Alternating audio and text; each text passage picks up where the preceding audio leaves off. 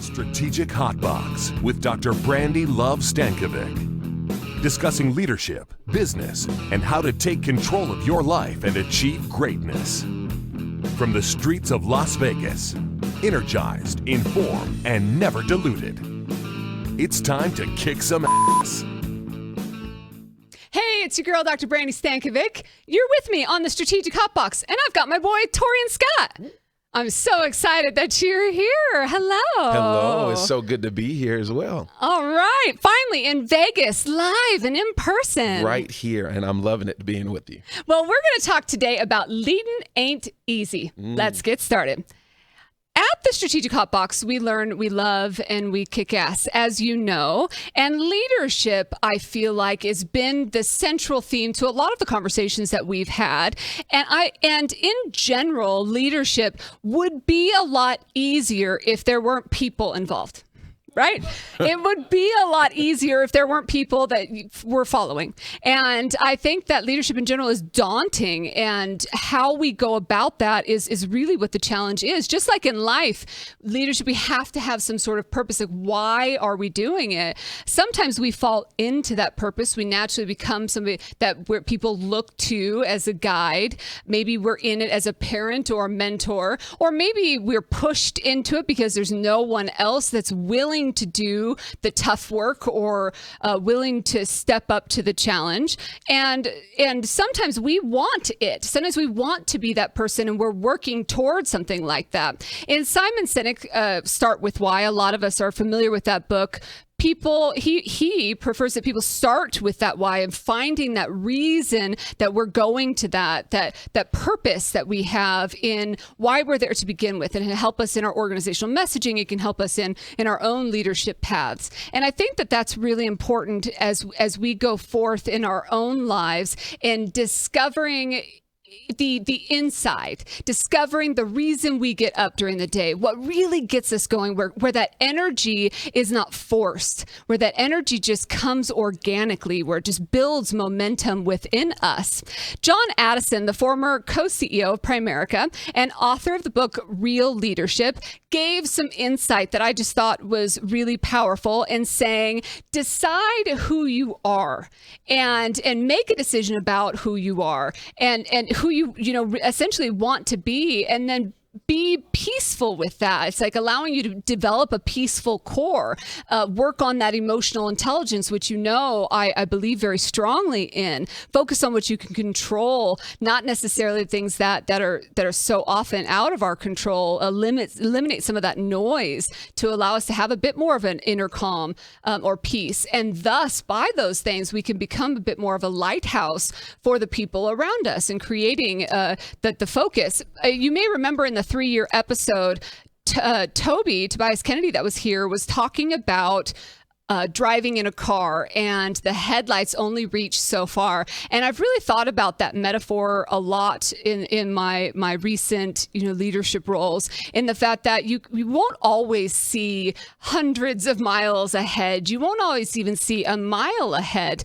My goodness, I would never have predicted where I am today 5 years ago. And so I want to continue to grow and push. But that location on my GPS recalculates route a lot, and that's okay. But I do need to continue to drive. I need to continue to move, even though I don't necessarily always know exactly where I'm going, and allowing me to, if I know who I am and what my purpose is, I can be at peace with that and helping the people around me push through that. But really, I'm sitting next to an expert. So honestly, let's bring in the expert in this conversation and learn more about him.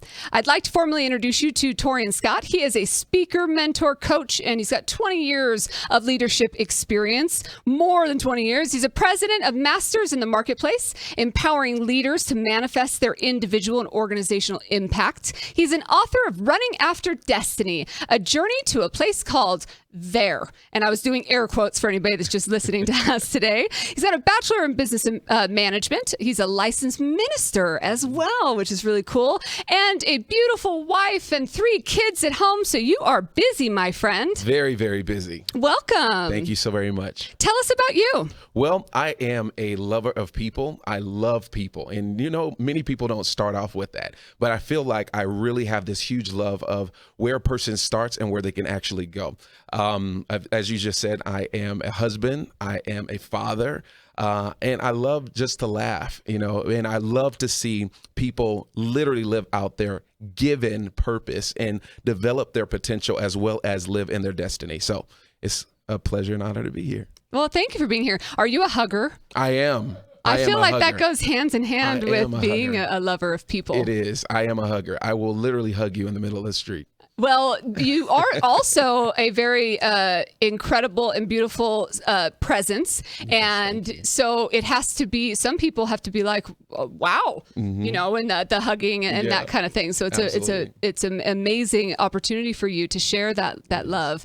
What does it mean to lead with purpose? I'm so glad that we're talking about purpose, because that's my whole message about purpose, that there's something that I heard long ago. Like you already said that I'm a licensed minister, so you understand that I grew up in church. Mm-hmm. So one of the things that my pastor used to always say that would basically, oh my gosh, like scare the mess out of me. He said, if you don't fulfill your purpose, you might as well just live long enough to see your replacement.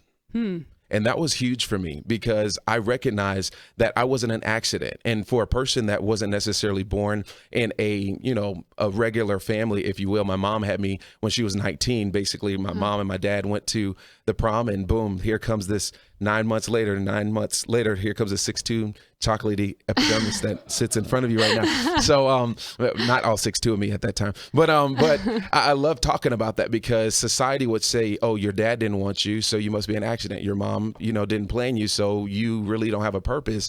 But I had to recognize, no, that there was a need in the earth that made my existence necessary. Mm-hmm. And so I really wanted to share that message with every person, every CEO, every entrepreneur. And so leading with purpose is really understanding, like Simon Sinek says, your why, but not necessarily just your why. I think that you need to hone into why you're needed. Mm-hmm. And I think that changes the conversation a lot. It's not just, okay, why am I doing this? Because you can have a horrible reason why you're doing something. Right. But why am I needed in my generation? Why am I needed in this industry? Why am I needed in this relationship? And I think that brings a little bit more pizzazz, a little bit more intention to everything that you do.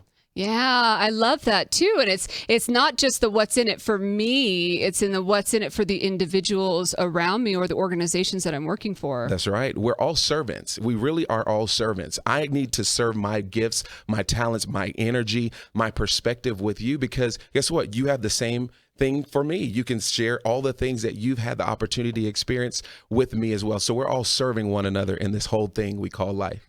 That's amazing. So we've talked about purpose and refining purpose on the Hotbox, but can you tell if a leader has lost sight of their purpose? Oh, absolutely. I can tell from a mile away. And the reason how you can tell it is, number one, they lose their passion. Have you ever seen a person that used to be excited about the game of basketball, and then all of a sudden, they're not as pizzazzed about it. They don't talk about it as much. They're kind of just a little bit ornery about it.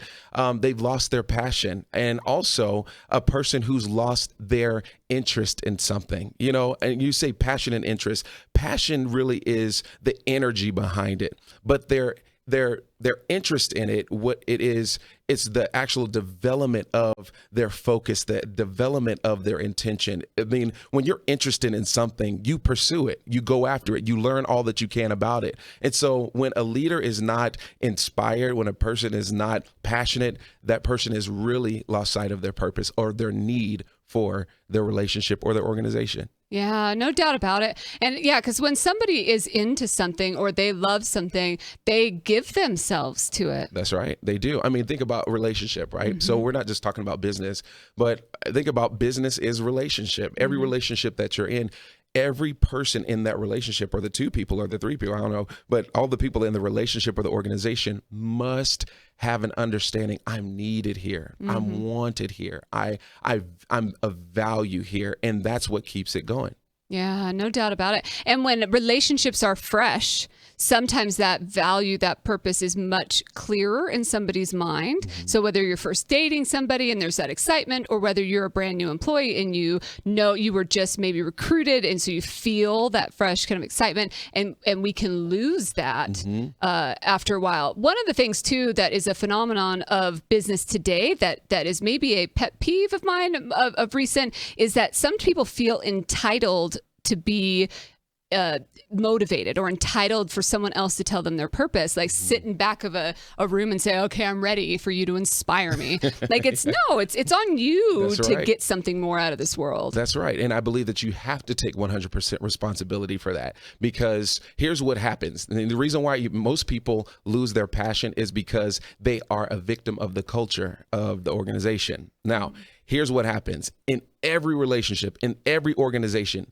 I don't care if you're getting a new car. I don't care if you're getting a new boo. I don't care if you're getting a new organization. I don't care what you're doing. Every relationship goes through these 4 phases. Number 1, it's the ecstasy phase. Oh my gosh, where have you been all my life? Like, I've been looking for somebody like you, man. This is the job of my dream, man. I'm so excited. I'm going to get there 15 minutes early. Forget 15 minutes. I'm going to get there 15 days early. You know, you're so excited because you've been looking for this all your life. And then the second phase that you run into is the reality phase. Now, for those of us who are married out there, you recognize, wait a minute, the guy in my dreams, he didn't brush his teeth last night. Like, wait a minute, she didn't take a shower 2 days in a row. Okay, what's going on? It's the reality phase of, man, I'm dealing with real life here. I'm dealing with the real responsibility here. Sure. And most people can't really handle that responsibility. And then they hit the problem phase. And so the problem phase says, hey, there's a perspective that you have. There's a perspective that I have. And man, it's clashing at this particular point. And so in that moment, what people do is they quit. And so those of you who are listening out there who may be in an organization, you're probably in the problem stage right now. You're probably in a situation where maybe your vision, your ideas, your concepts maybe aren't being grasped by everybody around you. Well, it's so easy to quit emotionally. It's easy to quit physically, and it's easy to quit mentally. And you begin to just say, you know what, I'm done with it. However, there is a little step. I say it's like a little escalator step that you can take. If you don't quit, there's an opportunity for you to ride this escalator called creativity to the next phase, which I call commitment. And I think that people must get to that commitment phase if they're going to see their purpose fully lived out.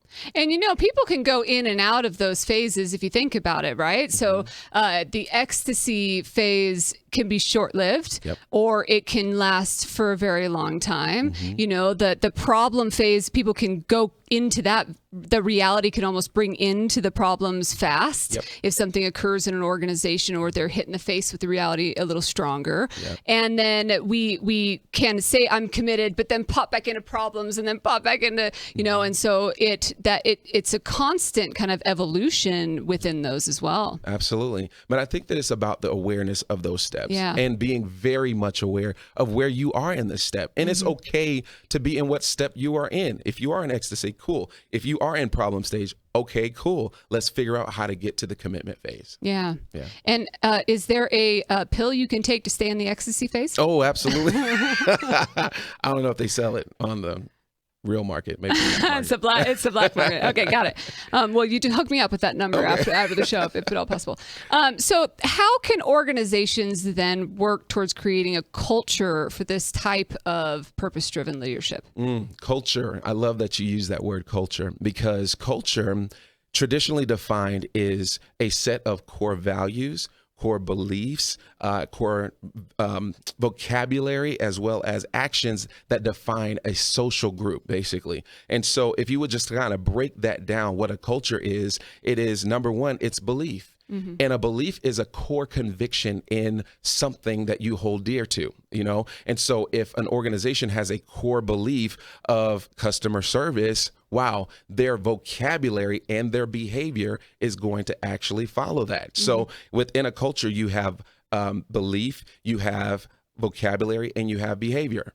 Case in point, we just went through, or we're kind of visualizing or kind of living through right now at this taping, the war between Popeyes and Chick-fil-A. Oh, yeah, Okay. yeah. So which one is better, Chick-fil-A chicken sandwich, or is it I've Popeyes seen chicken that on sandwich? social media. But in every single situation, when you find out that the culture of Chick-fil-A is what? Number one, we believe in customer service. Number two, we say, if you've ever been to Chick-fil-A, what do they say? My pleasure. And if you don't get a my pleasure, like, wait a minute, I'm at the wrong place, right?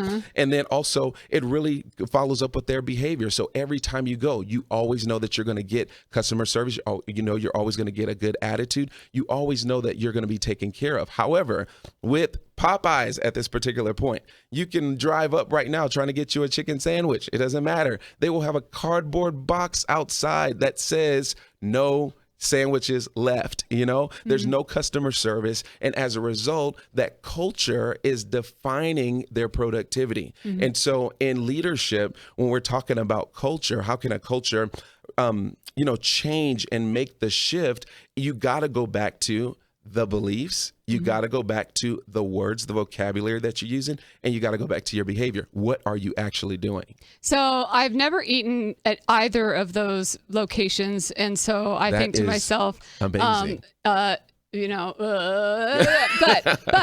to point in that example that you gave is there is an amazing culture that is sustaining potentially a lesser product, and there is an amazing product that is living a life even though the culture isn't there. And that product life won't ever be as long. It could be a lot longer if they had the high performing team behind it. Absolutely. And what's happening is that it's confirming their reality of who they've been for so long. And so when they are made an opportunity to get $23.5 million in free advertisement, they weren't able to actually sustain the growth. And so in organizations, we have to be very, very careful of, number one, what do we believe? What do we believe about ourselves? Who are we as an organization? Not who your owner is, not who the CEO is, not who the president is, but who are we as a collective organism? Who are we? What are we saying? And then also, what are we doing?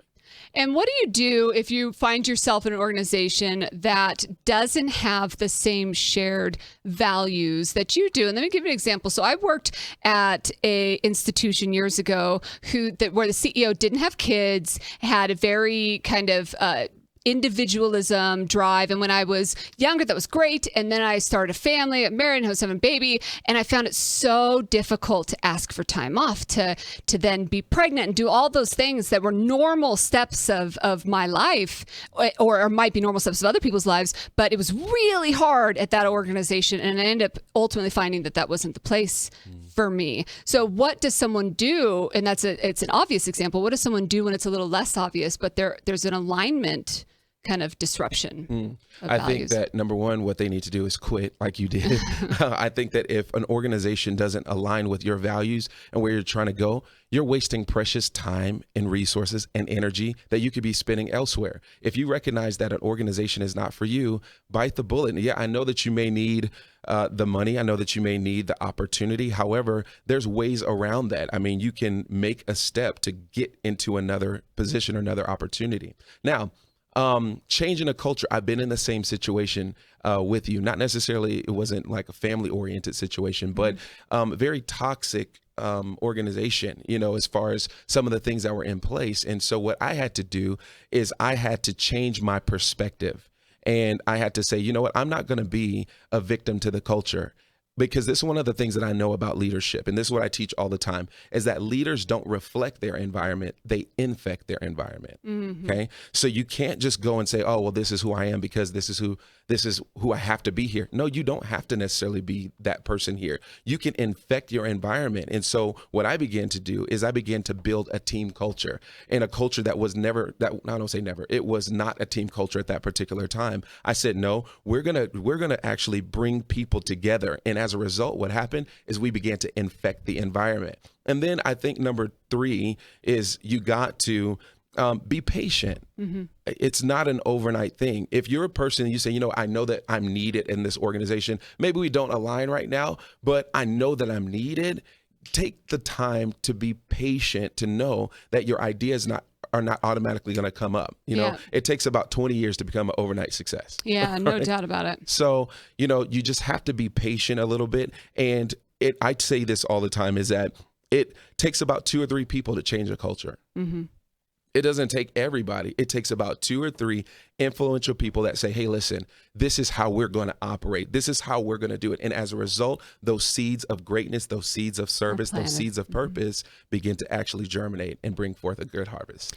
Another piece of that also is knowing eyes on the prize, right? So you brought up the money piece, and do whatever someone's eyes on the prize is. So if you are at a position only for a paycheck, then get over anything that you have to deal with to get the paycheck. If you are at that position for fulfillment, life, purpose, love, then it's time to quit. It's time to implement some of the things that you were talking about. So it's like it's really just knowing what the purpose is, what your eyes on the prize is, because I think that sometimes we lose sight of that, and that's the whole reason that we're having this chat today. Yeah, absolutely. Because here's what you got to get, and I'm always training on this: get your eyes on purpose. Get it off of profits, get it off the paycheck, because if that's it, you're telling me that 40 hours a week, 60 hours a week, or whatever the case is, however long you spend at the job, it's only for the actual paycheck? No, it's not. Dig a little bit deeper. I remember I was actually training at Smart and Final, and I was training at this organization, and as a result, I was able to really ask some hard questions and really dig deep into why a person was doing their thing. And they were there for, I think, I don't know how many years they were there. They're one of the top executives. And I asked them this question: why are you here? And he says, well, I've been here for how many ever years? I said, no, I understand that. But why did you start here? Why this particular organization? Why not Ralph's? Why not Kroger? Why not? He said, because this is the best paying job. I said, okay, so why was that important to you? And he began to tell me this big story about how his dad had left and he had to become the breadwinner for his mom and his other little kids, other brother and sister that he had left, that the dad had left. I said, so it's not about the paycheck. It's about you being a provider. You understand what I'm saying? See, the paycheck is the result of the purpose, okay? You got to get back down to the purpose. And so many people have lost sight of that because it's easy to I guess, subjugate yourself to the paycheck rather than discover your purpose. And so understand you must put your eyes back on purpose. And as a result, the paycheck is just a bonus. Yeah. Can you share a funny story, something that's happened? Wow. Okay. I'm at Walmart the other day, right? Like just as a visitor, or were you working with Walmart? Well, no, of course, I'm not working with Walmart. Not yet. Not yet, at least. Walmart, you can call me.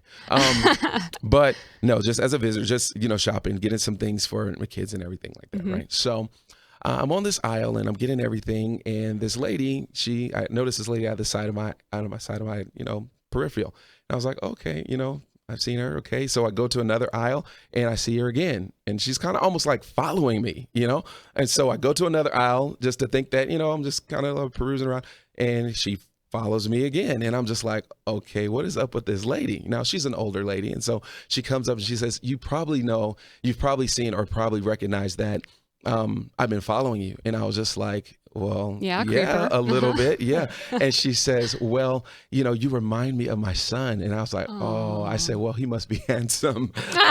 He must be one of me. Okay. He was like, no, yeah, he was handsome. He actually died. And I said, I'm so sorry about that. She said, I know this is weird and I know that it's crazy, but would you mind, no lie, would you mind if I call you son? And I was like, okay. I said, well, sure, I guess, son, I'm never going to see this lady again, right? So I said, or okay. so you think. Or so I think, right? Exactly. I don't know what, in this social media age, I don't know what she's going to do. So, so I'm going to go check out and everything. And all of a sudden she's there again. And I said, you know what, let me just let her go. So I let her go in front of me. She has this huge basket full of clothes, of course, in Walmart, so you get everything. It's like they want to buy the whole store, right? So she goes in front of me and everything. She checks out and she says, oh, thank you so very much, son. I'll see you soon. And so she goes. And so I get up to the register. I have a couple of things and everything. And the person says, oh, that's going to be $450. Oh, it was a scam. I say 400 and what? I said, is the period in the wrong place? You're kidding. I said, wait a minute. I said, hold on just 1 second. I said, wait.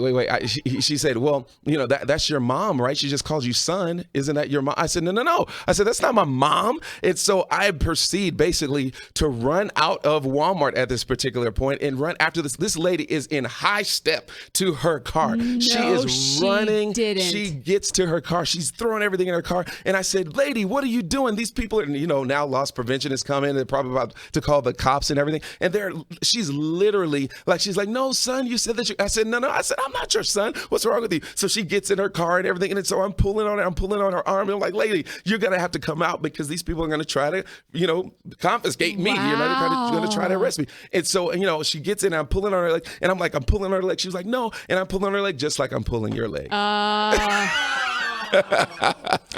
roll. All I could think in that moment is thank God it was you, right? Because I would not chase somebody pulling them out of their vehicle in the parking lot. Right. That is a good story. So, I wish it was true. I know. Because then it would have been cool. I would have been better. I know, but whatever. You take me through all these emotions and then nothing. It was a great thrill, wasn't it? It was for nothing. Share a bold action item or takeaway. Wow. Number one, take 100% responsibility. So many people are transferring blame to someone. The employee is transferring blame on the boss for not having a raise. The mother is can I speak today? The mother is transferring blame on her kids for not having a social life. The father or the husband is transferring blame on the wife for him not fulfilling his dreams. But you have to take 100% responsibility. The reality is, Dr. B, is that I can't do your push-ups for you. I would love to outsource the push-ups, right? We could just push the button, do the 100 push-ups. We'll have the nice boulder shoulders and chest. However, that's not the case. You have to take 100% responsibility in your forward movement. Number two, you got to recognize and take this 100% responsibility is that you are exactly where you want to be, regardless if you're willing to admit that or not. And that's a hard pill for people to swallow. Like, wait a minute, I'm driving the car that I want to drive. Yes, you are. I married the person that I wanted to marry. Yes, you did. You made your choices, your people that you have in your life are the product of your intelligent choice. So make more intelligent choices, but take 100% responsibility for your life. Do not outsource your push-ups to anybody. Find your purpose. Get clear on what that is. Serve it to the world and do not let up until you get to your place called there. Yay. If people want to get a hold of you, how can they do that? They can go to my website, TorrianScott.com. Everything is there. Everything, my social media is there. Things that I'm going to be doing, my events, everything is at TorrianScott.com or on all the social media platforms. Thank you so much for being here. My pleasure. Let's head out to the shout out. Hey Brandi, we're here at Angel Stadium. I just want to give you a shout out and just say congratulations and good luck with your Strategic Hotbox. Thank you to Michael Maxwell there at Angel Stadium for giving us a shout out. And thank you again to Torrian Scott for being here with us and energizing us at the Hotbox. This is your top 5 kick-ass. Number 1 is to define, understand, eyes on the prize, eyes on the purpose, knowing what it is that we're going after. Know that and define that. Number 2, start with that why, but we have to take it further than the why as Torrian taught us today. But know that why, know what you're doing and how you're going about it.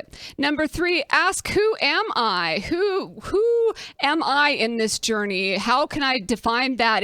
They all kind of blend together, integrate together, work together in going after your purpose. Number 4 is to encourage others, encourage yourself, encourage others to be part of your journey. And the more energy and momentum that you have, allow people to be part of that momentum. Infect the organization. I love that. Affect the organization as much as you can. And number 5, be the light, whether that's the lighthouse, whether that's the headlights, whether that's just a flashlight, or as much as we can, shine bright so the people around you can feel the love and join you in this crazy, crazy journey of life, this crazy journey of leadership. That's your top 5 kick-ass. Thank you to all of the watchers and listeners here at the Hotbox. And thank you to Torrian Scott for being with us. Thank you to Michael Maxwell for the shout out. If you'd like to see us talk about any topics here on the Hotbox, reach out. You can email us, podcast@strategichotbox.com. Of course, you can hit us up on social media, Twitter, Facebook, Snapchat, WhatsApp, any of those. You can just hit me up. Oh, whatever. My Bitmoji is super hot. You should check it out for sure. Until I see you again, get out there and kick some ass.